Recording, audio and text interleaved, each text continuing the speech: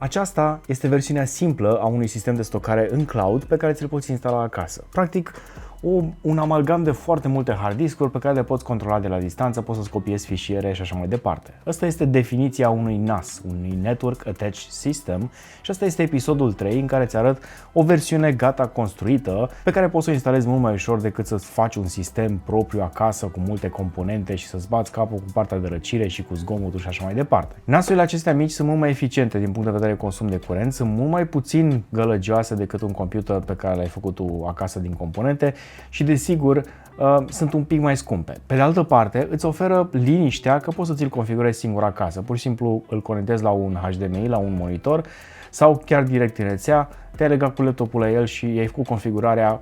Uite așa. Hai să arăt cum este construit și cum funcționează acest NAS de la QNAP, acest TSAI 642, pentru care are 6 hard discuri. Există și varianta de 4, care este un pic mai mică, dar asta cred că mi se pare varianta supremă, pentru că poți să faci și niște mici upgrade-uri. Și partea mișto este că NAS-urile astea noi sunt, pe lângă faptul că sunt mult mai eficiente, pentru că vin cu procesoare de tip ARM, adică acele de mobile, dar sunt și mai deștepte. Au funcțiile de inteligență artificială care s-ar putea să te ajute la anumite chestii. Din punct de vedere construcție o să vezi că sunt câteva lucruri puțin diferite.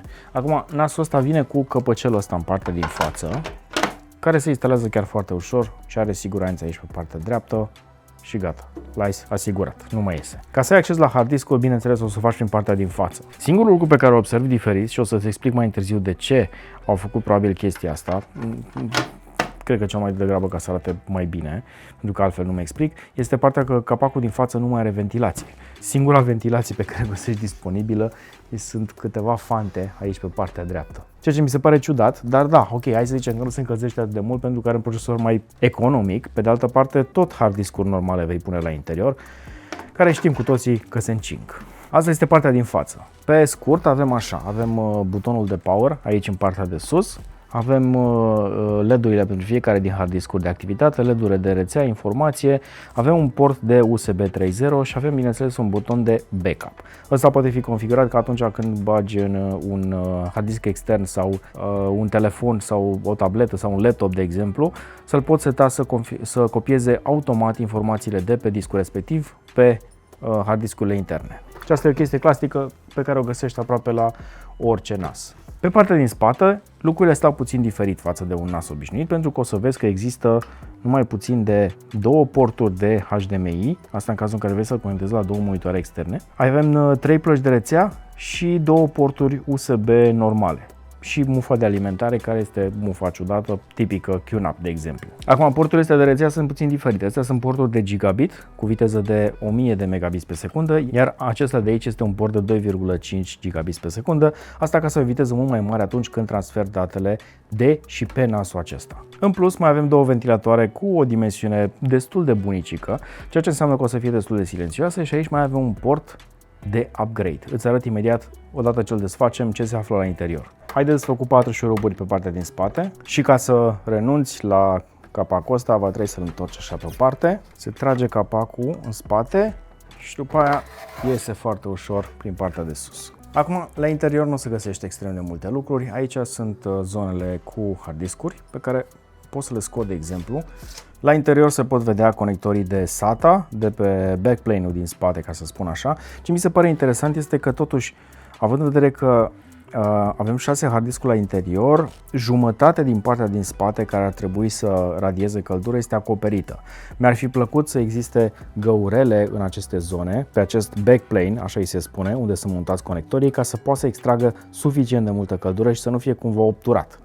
Asta este o chestie care, din punct de vedere tehnic, ar fi făcut mai mult sens. În mare parte, NAS-urile, mai ales cele de la QNAP, aici în partea asta la ultimul hard disk, au și acces la anumite elemente de upgrade, cum ar fi un port de NVMe sau niște memorii RAM.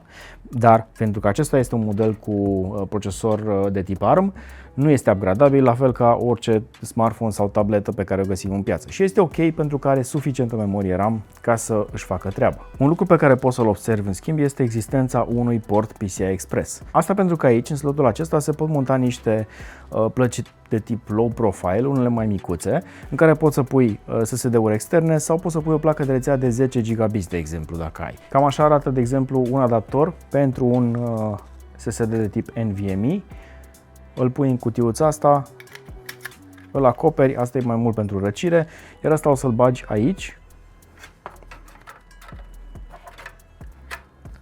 și o să stea foarte frumos acolo ca să poți să-ți upgradezi, de exemplu, la o stocare mai rapidă dacă chiar ai nevoie. Ăsta e PCI Express 1X, dacă nu mă înșel, o să aibă o viteză suficient de mare de transfer, ceea ce este ok. Sau, eventual, mai degrabă pentru niște plăci de rețea de 10 gigabits pe secundă, asta în cazul în care ai înăuntru SSD-uri și vei transfer rapid foarte multe date.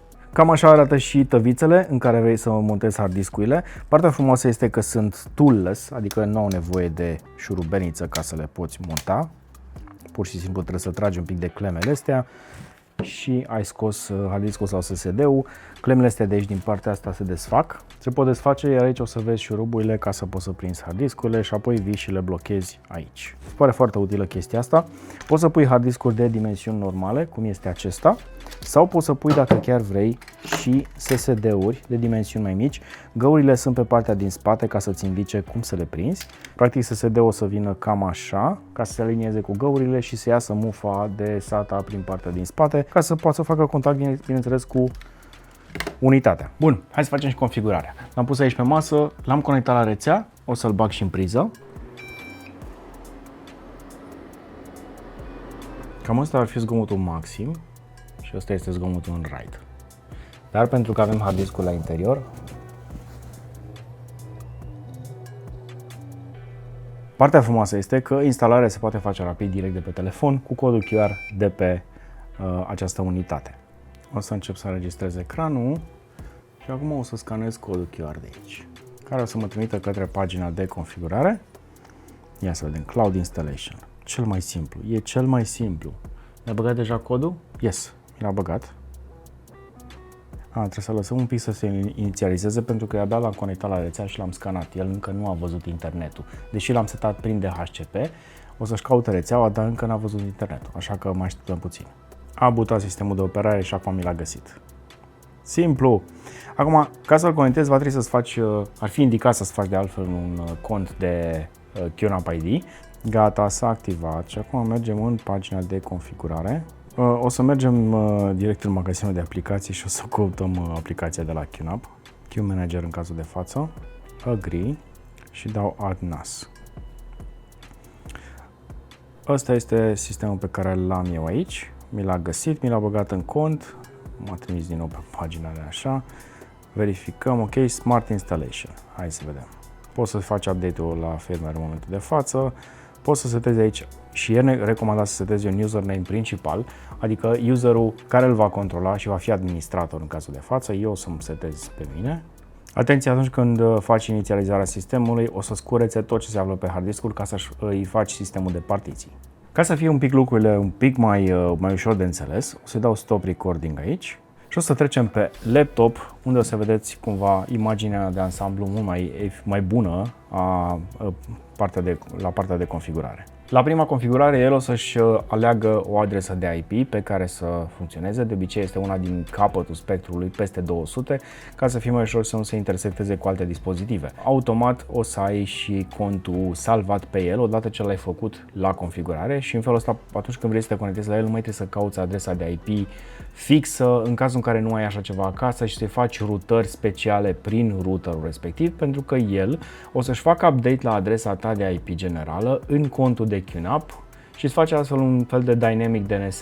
Deci tu poți să-l accesezi de oriunde direct cu aplicația de pe telefon sau cu aplicația de pe laptop, pentru că există acel QNAP Finder și pentru laptopurile cu Windows și pentru Mac și în felul ăsta ai acces la el de oriunde fără să ai nevoie de un serviciu dedicat de IP dedicat. La partea de configurare durează un pic mai mult la început pentru că, cum ziceam, își face toate setările necesare, își face eventual un update la firmware, la sistemul de operare, ca să tu să-l poți folosi așa cum trebuie. Folosește cu încredere partea de Wizard de instalare pentru dispozitivul ăsta, pentru că e cea mai bună soluție. Îți arăt în schimb mai apoi și cum o să faci celelalte partiții, cum ar trebui să-l configurezi ca să fie în sistem RAID, să fie cât mai eficient și în același timp să fie cât mai sigur pentru datele tale. Apropo, asta este varianta cu 8 GB de RAM, procesor ARM Cortex, placă de rețea 2,5 și 2 plăci de rețea de 1 GB, GPU Transcoding și 2 porturi HDMI și NPU AI Acceleration. Asta este pentru pentru două chestii foarte specifice. Unul, pentru că poți să-l folosești ca și server de stocare pentru înregistrările de pe camerele video și acolo poți să adaugi recunoaștere facială pentru mai mulți dintre utilizatorii care trec mai des pe la tine pe acasă sau pe la birou, sau poți să-ți faci partea de organizare de fotografii și de video din nou cu recunoaștere facială, să știe care sunt părinții tăi, care e soția, care este copilul, care e cățelul și așa mai departe, în așa fel încât să le poți căuta mai ușor pe nas. Și asta e o chestie foarte mișto care nu poate fi implementată chiar de oricine. Ai nevoie de un anumit tip de procesor și un anumit tip de procesare ca să faci treaba asta. Ia uite, gata. Cotonest Management. Gata, ne logăm acum frumos pe el. Aici îmi spune cum are grijă QNAP de datele mele. Să sperăm că face o treabă destul de bună și cam așa arată meniul de configurare.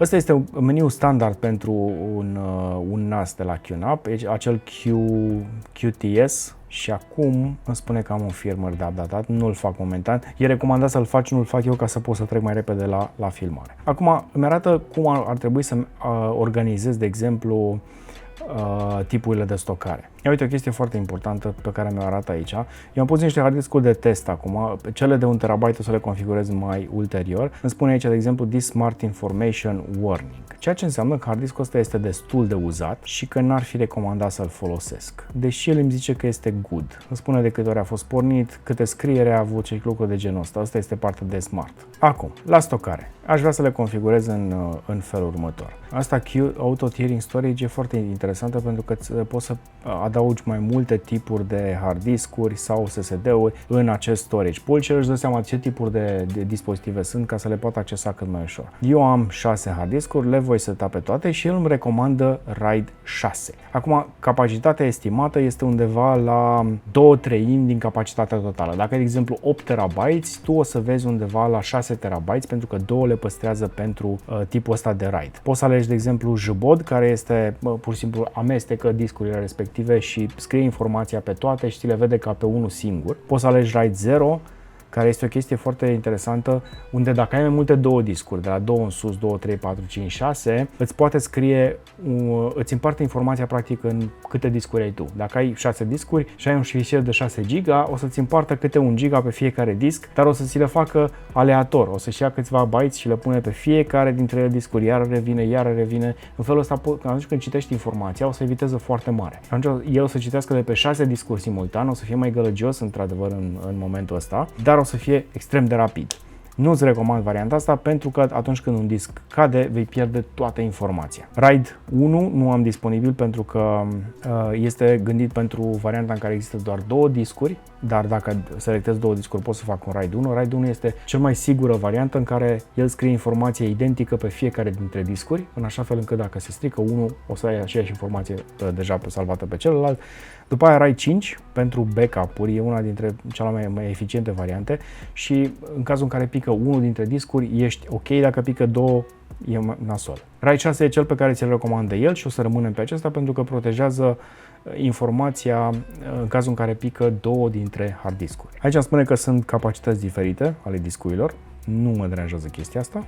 Acum formatează toate hard discurile ca să pot să le folosesc ca stocare. Și asta e partea frumoasă a instalării unui astfel de NAS, pentru că procedura este extrem de simplă, ți l-a găsit rapid, nu mai trebuie să cauți tu prin rețea care sunt diferitele adrese de IP, nu mai trebuie să introduci linie de comandă, pur și simplu setezi un user și o parolă, îți faci configurarea vizual din interfața lui și în felul ăsta este mult mai simplu. Ce e frumos e că la fiecare pas îți indică ce ar trebui să faci ca să poți să ai acces la el cât mai rapid. Eu l-am văzut deja în rețea și ca să mă conectez la el o să introduc userul și parola și aici am directorul public. Și în momentul ăsta pot să copiez direct pe el prin rețea. Acum laptopul este pe wireless, să-ți dai seama că o să miște un pic cam greu. Dacă îl conectez și pe ăsta la rețea o să meargă mult mai repede, tocmai de aceea o să fac chestia asta direct de pe PC. Și uite, l-am aici configurat și o să copiez eu ceva aici rapid. Îmi dau chiar clipul cu ce este și ce face un NAS care are numai puțin de 26 de giga. Și am o viteză perfectă de 107 MB pe secundă maxim, dacă sunt fișiere mai mici o să scadă 111, ceea ce înseamnă exact 1 gigabit pe secundă, pentru că în momentul de față așa este configurată rețeaua mea. Deci 25 de giga în aproximativ 4 minute. Doar că el poate face transferuri și la o viteză mai mare, de aproximativ 250 de MB pe secundă, pentru că e conectat la rețeaua de 2,5G, iar RAID 6 îți permite o viteză de transfer destul de mare, undeva la 2,5 capacitatea unui singur hard disk. Deci ajungi lejer la 300 de MB pe secundă. Și cam atât de ușor a fost de configurat. Acum, partea interesantă o să fie când copiem ceva fotografii pe el și o să pun ceva, de exemplu, am pus pozele cu Lorena și o să pun niște poze cu mine. Bine, ideal tu ar trebui să-ți faci un folder în care să copiezi pozele respective, în așa fel încât să nu existe, să nu le amesteci, știi? În folderul la public îți faci foldere pentru fiecare utilizator în parte, dacă vrei, și le poți da share de acolo, sau pentru diversele utilizări, ca să spun așa. Partea de utilizare a sistemului de operare iarăși este extrem de simplă, pentru că aici ai control panel-ul și de aici poți face absolut orice setări. De aici poți să creezi, de exemplu, utilizatori care să aibă anumite privilegii, să poată să acceseze doar anumite foldere și nu toate folderele de acolo, să poată doar citi informațiile, de exemplu, de pe el și să nu poată să șteargă, lucruri de genul ăsta. Faci grupuri de utilizatori și de aici îți creezi serverele tale de FTP, de exemplu. O să mergi aici și faci un server de FTP, uite aici, QFTP Service, și de aici îl configurezi ca, uite, că acum funcționează ca și aplicație. Asta este magazinul, App Center-ul, de unde poți să-ți iei tu ce tipuri de aplicații vrei. Și aici ai foarte multe chestii interesante. Download Station, de exemplu, dacă vrei să folosești torenți și să-i trimiți să facă download-urile direct pe el, iarăși o chestie foarte mișto. Partea de securitate, baze de date pentru anumite programe, consola de multimedia prin care poți să faci playback de fișiere direct de pe el, media streaming, apropo, poți să faci streaming direct de pe NAS. Ai, de exemplu, Plex Media Server-ul, unde poți să-ți organizezi tu fișierele de video, de foto sau de audio ca să le dai streaming direct prin rețea pe Smart TV-ul tău, pe care poți să instalezi aplicația de Plex. Îți face și codarea acestor fișiere în cazul în care te uiți, de exemplu, la un fișier care este un 4K. Dar tu vrei să-i faci streaming către un ecran care are o rezoluție doar Full HD și nu ai nevoie de atât de mult transfer, deși îți recomand să rămâi la rezoluția de 4K și să lași televizorul să facă treaba asta, el poate să-ți codeze fișierul respectiv la o calitate mai mică, în așa fel încât să se vadă cât mai ok pe ecranul respectiv. Toate aplicațiile care sunt cu QVR, cu Face Insight, de exemplu, și cu Human, sunt partea de detecție pentru sistemele de securitate care pot înregistra imaginile direct pe NAS. Și am un băzăit aici, care nu-mi dau seama de unde e.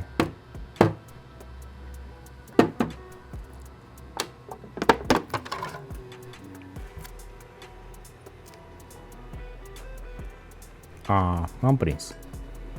Aceste tăvițe de hard discuri au o mică vibrație. Uite asta, de exemplu. Acum pot să o rezolv foarte bine cu o bucată de dublu adeziv pe care o inserez aici între ele, ca să-l țină fix și să n-am problema asta. N-aș vrea să-l lovesc de prea multe ori pentru că sunt hard discuri la interior. Ai TeamVideo, Video Station, Ubuntu, Linux Station, ca să poți să-ți instalezi imagini virtuale și le ai, desigur, și setate aici. Astea sunt doar câteva dintre aplicațiile de backup pe care le suportă NAS-ul, în așa fel încât să poți să-ți conectezi pe telefonul mobil, pe laptopul tău, să-ți facă backup automat al fișierelor și toate lucrurile de genul ăsta care sunt extrem de utile. E mult mai ușor de văzut interfața asta și de utilizat față de un NAS pe care le-ai configurat tu și unde lucrurile poate le faci sub linie de comandă. Aici ai partea de virtualizare ca să instalezi mașini virtuale, partea de help, HDMI Display Applications, ce e asta? Poți să-l transformi într-un media player sau un substitut de desktop, să instalezi o mașină virtuală cu un sistem de operare și să-l folosești ca pe un PC, că până la urmă este un mini PC. Aici ai partea de task-uri care se întâmplă în momentul de față, de exemplu își face sincronizarea pentru sistemul de RAID. Dispozitive externe, dacă ai un hard disk extern, de exemplu pe USB și îl conectezi la NAS, o să-i poți da share informațiile respective în rețea. Asta e iarăși o chestie mișto, poți să faci un upgrade de genul ăsta dacă mai ai hard discuri pe care mai stau prin casă. Partea de notificări și, bineînțeles, utilizatorii, iar aici sunt partea de informații și de notificări pe care ți le dă NAS-ul și cam lucrurile pe care trebuie să le faci. E foarte ușor de instalat și de configurat de către cineva care nu are experiență în domeniul ăsta și asta îmi place foarte mult la el. Acum, legat de sistemul de operare, o să vezi același lucru și dacă îl conectezi la HDMI și dacă îl folosești prin rețea. Pe telefonul mobil o să fie și mai ușor de văzut niște chestii.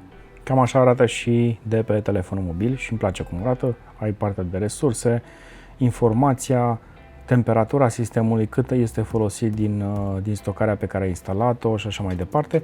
Iar aici, bineînțeles, o să găsești toate chestiile interesante. App Center, Container Station, poți să-ți instalezi și să updatezi aplicațiile direct de pe telefonul mobil, poți să le vezi aici, Resource Monitor, Download Station not installed yet, le putem instala mai târziu. Și o altă chestie mișto este că poți să-l configurezi să-ți trimiți fișiere direct de pe telefon. Mă duc aici în My Files, Device Storage. Bine, pentru asta poți să instalezi un file manager. QSync Pro, QNAP Music, QVideo, QVR Pro Client, QGet, QPhotos. Trebuie să instalezi și de aici din aplicații. Fii atent, QPhoto să dispară și instalez QMagi. Ok, punem QMagi, care să-ți acceseze și fotografiile și clipurile video pe care le-ai pus pe NAS. Cum ziceam, trebuie să ții minte foarte bine parola și username-ul. Păstrează-mă logat. Îmi trimite informația ca să-mi instalez aplicația și pe NAS, which is very cool. Și din nou ne lovim de o problemă foarte interesantă, acest QMagi, care folosește inteligența artificială să recunoască obiecte, teme, locuri și keyword în fotografiile tale, nu este gratis. Trebuie să-l cumperi și costă $99 pe an sau $9,99 pe lună. Da, face economie pe an, dar totuși vorbim de $100. Păi n-am cumpărat gadgetul ăsta cu inteligență artificială ca să am inteligență artificială? Dacă n-ar fi fost software de la ei, aș fi înțeles. Ok, e un software third party pe care trebuie să-l cumpăr ca să pot să folosesc, dar totuși este software-ul lor. Nu o să-l cumpăr de data asta și o să mă limitez la a nu folosi inteligența artificială de pe acest NAS, în cazul de față, pentru că nu am licență. Hai să vedem ce licență avem totuși. Avem licență pentru FTP și... sigur, acum trebuie să mă loghez pe qnap.com. Bine, fie! Adevărul e că decât să cumpăr la un moment dat uite, Advanced Function, Unlimited Playback plus 8 canale, decât să cumperi un NVR, un sistem de stocare dedicat pentru camere, poți să folosești QNAP-ul tău și cumperi o licență. Da? Pe de altă parte, licența asta o să ajungă la un cost similar cu un NVR. Pe de altă parte, nu mai cumperi alte hard discuri pe care să le folosești pentru stocarea dedicată de camere de supraveghere și le folosești pe astea din NAS. E o variantă bună. Router Edition, să-l faci router. Mamă, deci toate au trecut pe bază de abonament. 100 de profile, $1 pe lună, QMail dacă vrei să-ți faci mail, QVR Human for NAS, iarăși licență. Deci asta poate fi folosit pentru identificarea oamenilor într-o companie, pentru a măsura, de exemplu, clienții într-o firmă. Bă, deci au niște chestii foarte interesante în momentul de față care s-ar putea să fie tentante. De exemplu, să-ți măsori cum se mișcă, de exemplu, clienții și angajații într-un spațiu și să optimizezi chestia asta folosind NAS-ul tău. E o chestie într-adevăr foarte interesantă. Software-urile astea de obicei costă destul de mulți bani și într-adevăr înțeleg de ce sunt cu plată multe dintre modulele astea.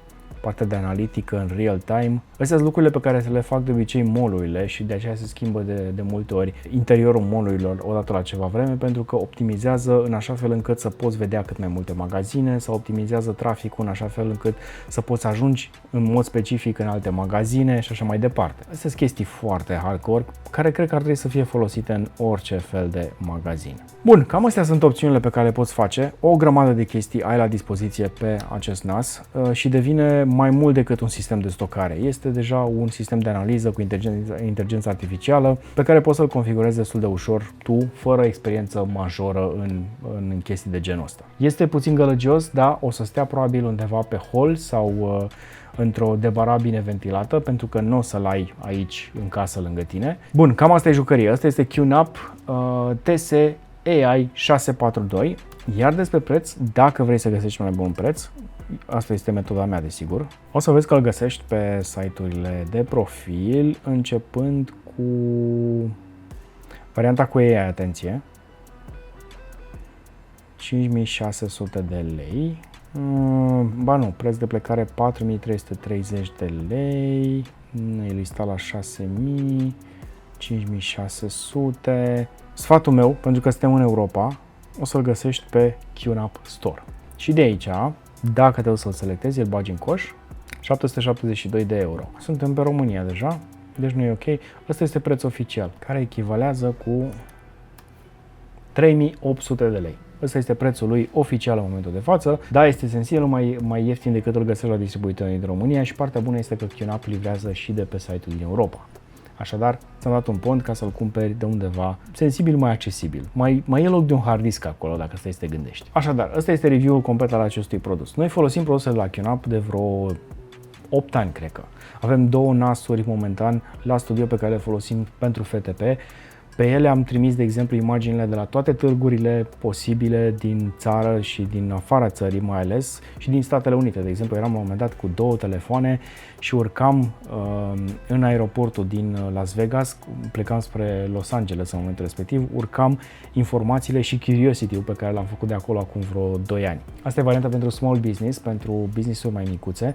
Și ți-aș recomanda să ai așa ceva la tine în business, indiferent de ce tipuri de software-uri folosești. Vei folosi laptopuri, vei folosi telefoane, ia un astfel de produs ca să-și poată face backup pentru partea de securitate, pentru camere video și bineînțeles pentru toate dispozitivele pe care le ai tu în firmă, pentru că atunci când crapă un laptop, că se întâmplă sau se sparge sau se strică, angajatul tău nu vrei să stea cu mâinile în sân 2-3 zile până când îi configurezi sau găsești pe cineva să configureze noul laptop pe care probabil deja l-ai cumpărat și l-ai ca rezervă. Vrei să poată apuca de treabă imediat și o chestie de genul ăsta durează probabil vreo oră, să-ți faci backup înapoi la informații. Cam atât. Dacă mai ai orice fel de întrebări legate de acest NAS sau de alte dispozitive, lasă un mesaj mai jos, lasă un comentariu și îți răspund cât pot de repede. Pe de altă parte, o să facem probabil episodul numărul 4 în care să citesc comentariile de la ultimele 3 clipuri și să le discutăm acolo pe toate, pentru că sunt sigur că sunt destul de multe nelămuriri. Am văzut cel puțin și la ultimul că era vorba de partea de consum de curent. Dacă ți-a plăcut video ăsta, dă un like, dă un share ca să-l vadă și un prieten de-al tău care este probabil curios și sunt sigur că are nevoie de așa ceva, iar noi ne vedem data viitoare. Numai bine!